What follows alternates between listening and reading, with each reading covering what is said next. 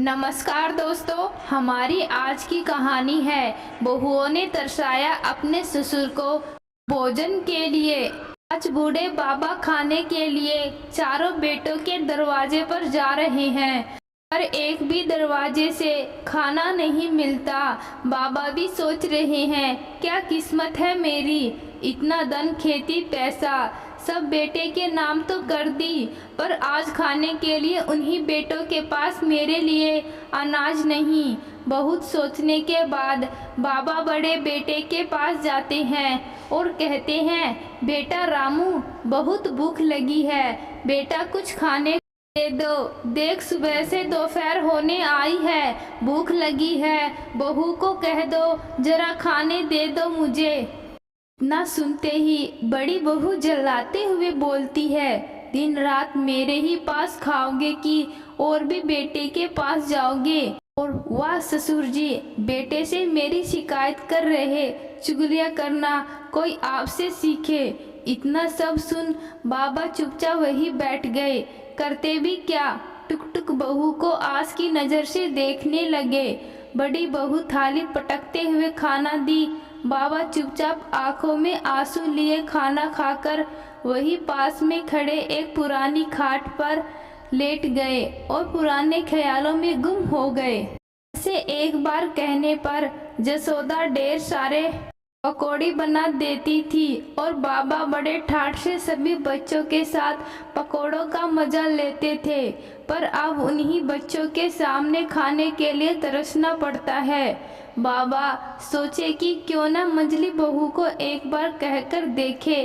बाबा बहुत साहस बटोर के मंजली बहू के पास गए और बोले, बहू जरा पकौड़ा बनाना, मन कर रहा है खाने को। मंजली बहू ने ढेर सारे पकोड़े बनाकर बाबा को दे दी खाने के लिए।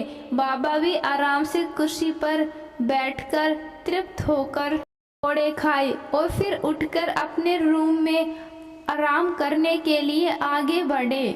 दरवाजे पर आ ही थे कि तभी मंजली बहू की आवाज़ कानों में गूंज गई, मैं क्या करूं राम, ससुर जी नहाते नहीं और कुर्सी पर बैठ गए।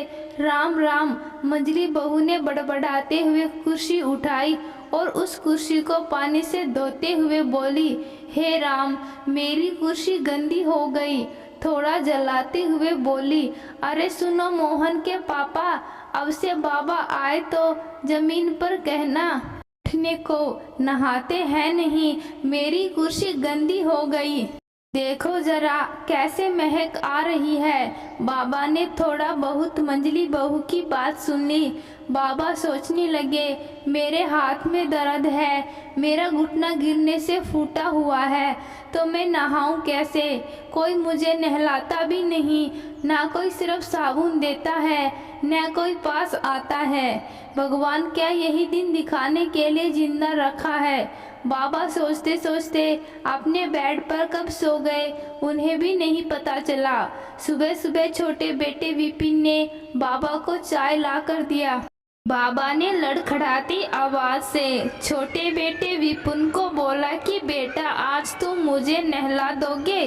कल मंजली बहू गुस्सा हो रही थी, बदबूदार हो गया हूँ। बेटे ने हामी भर दी। बाबा भी खुश हो गए। फिर विपिन ने बाबा को नहलाया और अच्छे वस्त्र पहनाए। बाबा ने विपिन से कहा, बेटा जरा दीदी को फ़ोन करना, कहना बाबा आपसे मिलना चाहते हैं। बड़ी बहू को कहा था फ़ोन करने के लिए।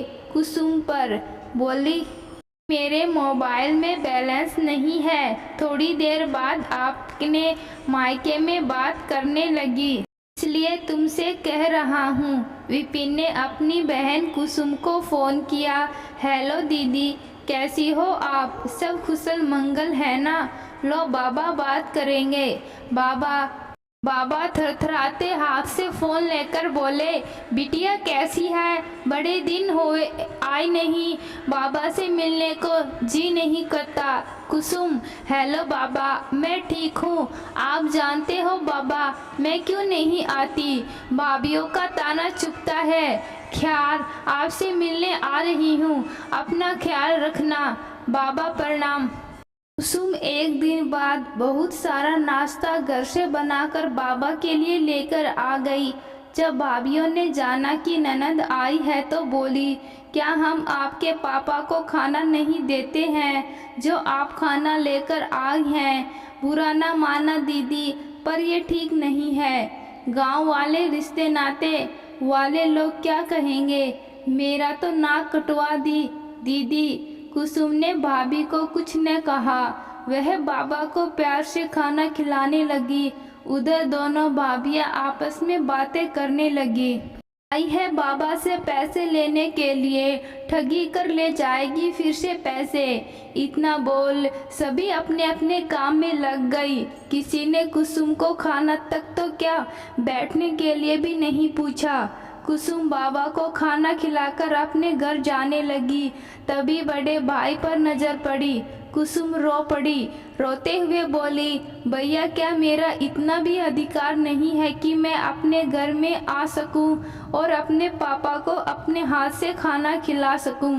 क्या मेरा बाबा पर कोई अधिकार नहीं? भाई भी हालातों से मजबूर अपने बहन को कुछ न कह सका।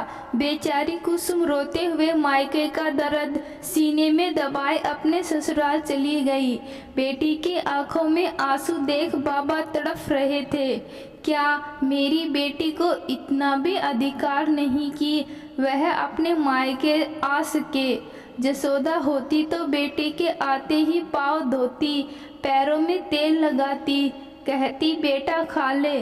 जिद करती, बेटी आज भर रुक जा। सोचते सोचते वही गेट पर बैठ गए।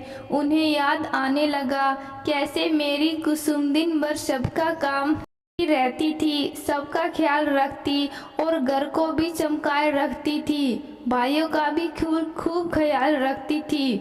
सारी बातें सोचते सोचते बाबा उठे और अपने रूम में जाकर लेट गए। विपिन ने पूछा, बाबा खाना खाओगे नहीं? क्या हुआ, तबीयत ठीक है ना? बाबा ने कहा, नहीं बेटा भूख नहीं आज, बस मन भारी लग रहा है। रात भर खुली आंखों से बाबा सोचते रहे। आंखों में जैसे नींद ही गायब हो गई। दूसरे दिन बाबा सुबह उठे थे। तभी बड़ी बहू बोली, बाबा आज आप अपने रूम में ही रहना, क्योंकि आज आपके पोती को देखने के लिए लड़के वाले आ रहे हैं और आपके शरीर से बदबू आती है। बाबा के आंखों में आंसू आने लगे। अपनी आंखों से आंसू छिपाते हुए बाबा बोले, बहू जैसा तुम सबको ठीक लगे, आज हम अपने रूम में ही रहेंगे। बाबा अपने रूम में ही खाना खाए। रात में ना ठीक से सोने के कारण बाबा की तबीयत खराब जैसी लग रही थी। पूरा शरीर भी दर्द से टूट रहा था, पर सोच रहे थे से बोलूं दवा लाने को और शरीर दबाने को। तभी विपुन आता है और पूछता है, बाबा क्या हुआ? बाबा ने बताया तो विपिन ने तुरंत बाबा के पैर दबाए और फिर बाबा के लिए दवा लाने चला गया। तभी बाबा के सीने में दर्द होने लगा। सबको बुलाने के लिए बाबा के कंठ से आवाज़ भी ठीक से नहीं निकल रही थी। पूरा शरीर दर्द से तड़प रहा था। बाबा पूरी हिम्मत लगाकर जोर जोर से सबको बुलाने लगे और बोलने की, सब मेरे पास आ जाओ। भी झट से मंझली बहू कहती है, अरे इस बुड्ढे की तो हर रोज की यही आदत है। आई थी बेटी, उसने कुछ उल्टा पुल्टा खिला दिया होगा, गैस हो गई होगी, इसलिए बूढ़ा चिल्ला रहा है। छोड़ो, सब अपने अपने काम करो, इनका तो दिन रात का यही रोना है। इधर बाबा का गला सूख रहा था, पानी के लिए तरस रहे थे, इसलिए भी सबको आवाज लगा रहे थे।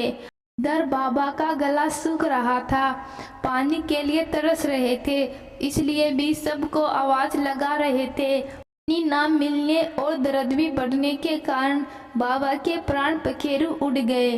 बहुत देर शोर न होने पर सभी आती हैं और देखती हैं बाबा अब नहीं रहे। सभी रोते हुए कहने लगती हैं, हाय मेरे बाबा, बहुत अच्छे इंसान थे, बहुत नेक इंसान थे, क्यों चले गए बाबा?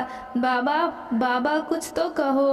विपिन जब दवा लेकर आता है तो देखता है कि बाबा तो रहे ही नहीं।